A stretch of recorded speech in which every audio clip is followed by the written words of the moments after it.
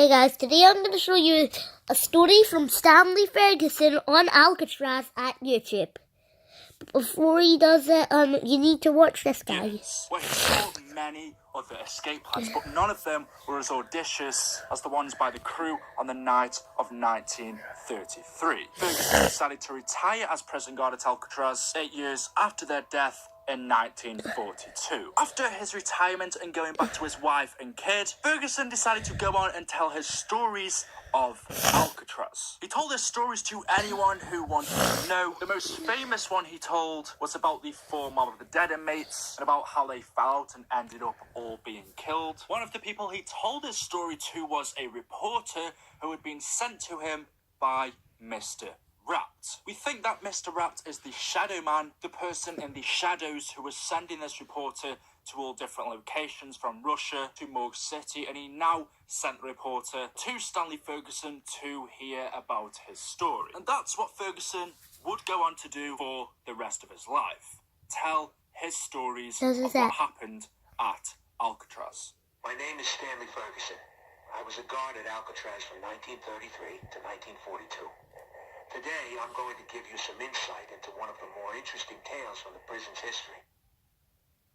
Over the decades, Alcatraz has seen more than its fair share of daring escape attempts. However, few were as audacious as the one undertaken by 4 inmates on New Year's Eve, 1933. Thought to be the brainchild of an inmate by the name of Albert Arlington, the outrageous scheme was as unlikely as its mastermind. It's believed that Arlington, aka the Weasel, somehow convinced 3 other inmates that he had devised a foolproof plan to escape the rock. It was a plan that would see them literally taking to the skies on a makeshift aircraft of Arlington's own design.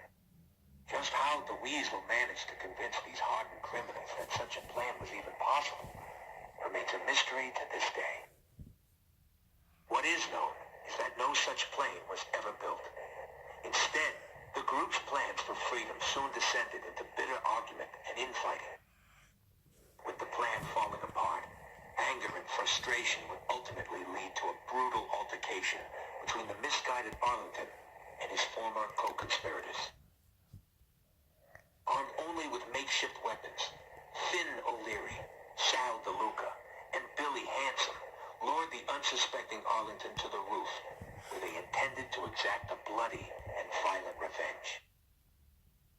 And so it was here, beneath the dark and stormy winter skies, that the hapless Arlington met his grisly end, bleeding to death on the cold concrete roof.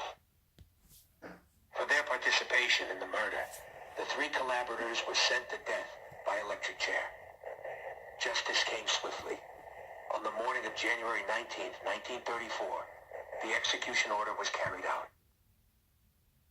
Now, whilst that's what happened in real life, we know that this isn't the end of Ferguson.